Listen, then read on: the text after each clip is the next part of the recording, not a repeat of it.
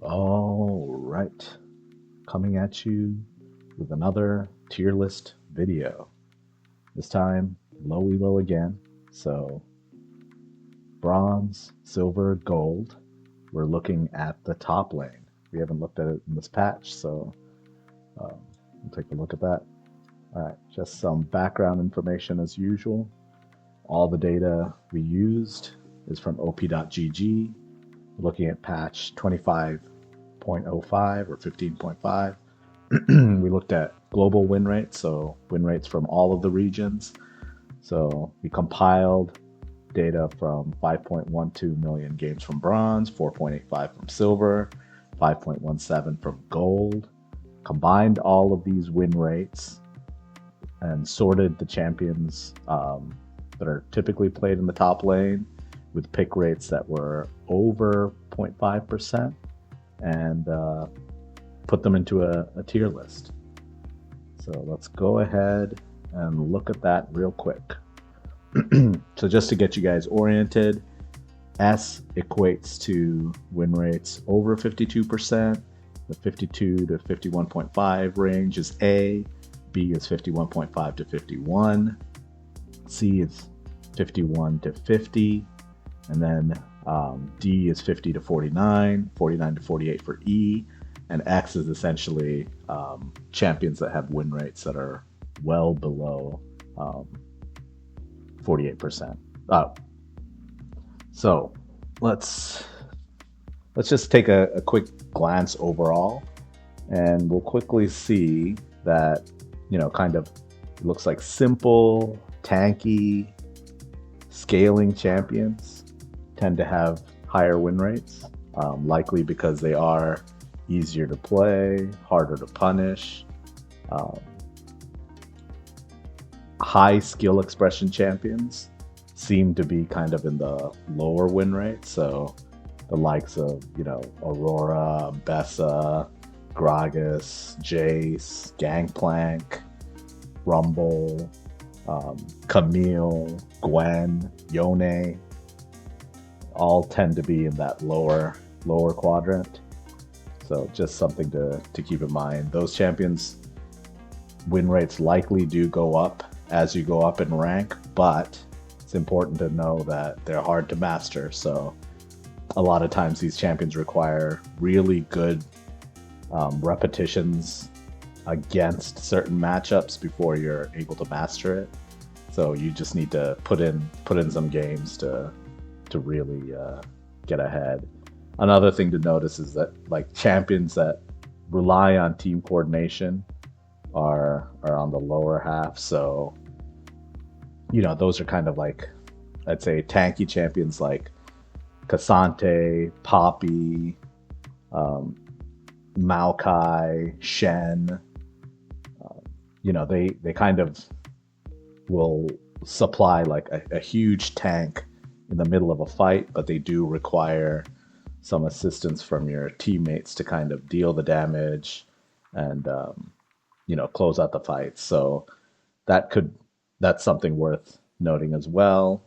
Another thing is, champions that are pretty weak early on, the likes of like Vladimir and Rumble, they take time to scale. So I think if you fall behind, you essentially have a hard time catching up, or too much of the game is behind you already, and you kind of just can't really be valuable for your team.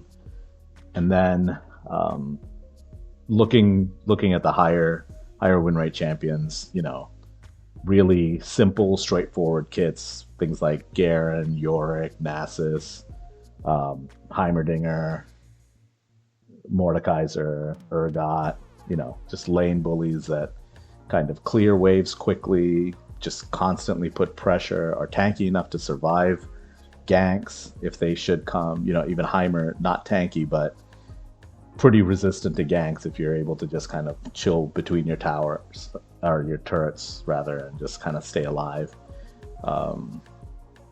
So another kind of thing that I decided to incorporate here is to kind of filter out champions that aren't picked a lot, just so that you can take a look at what you'll likely face. So that's this list right here. So you can see, Heimerdinger and Malzahar aren't there anymore. Singed isn't there. So these are champions that have high win rates, but are not picked very often. So you likely won't see them.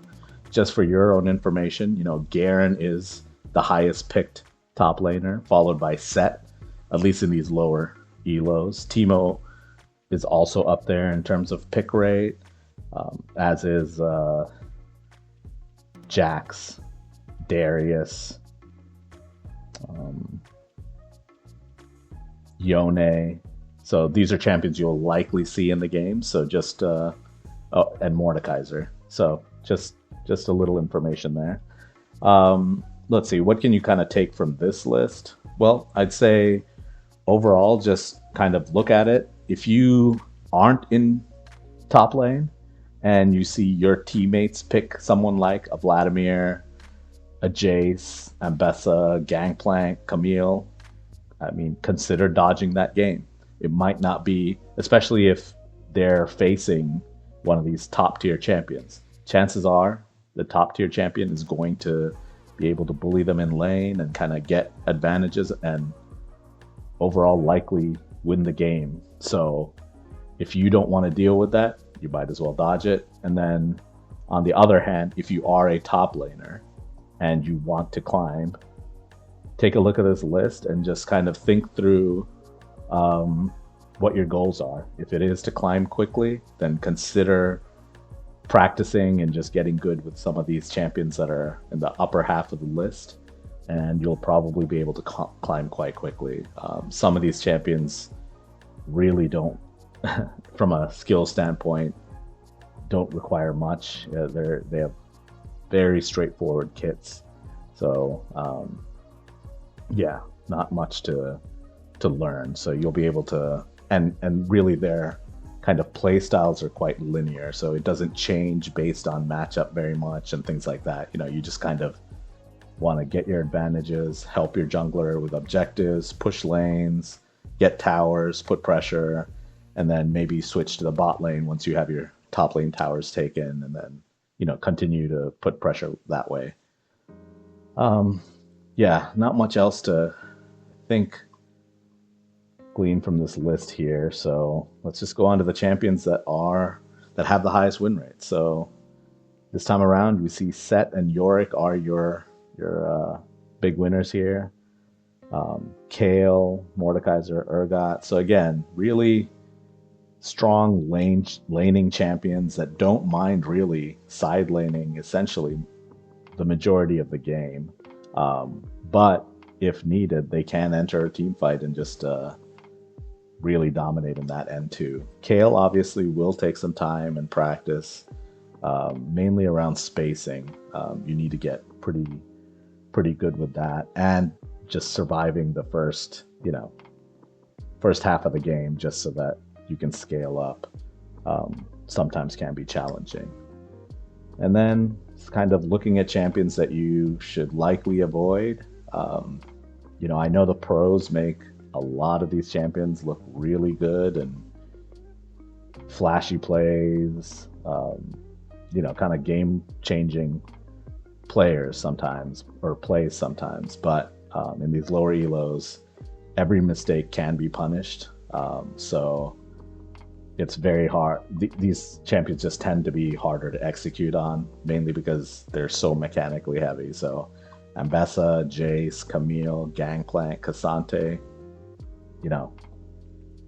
great champions, good kits, solid in the right person's hands. But in these lower ELOs, if you are looking to climb, consider some of the other champions that you saw on the tier list. So yeah, there you have it, guys. I don't know.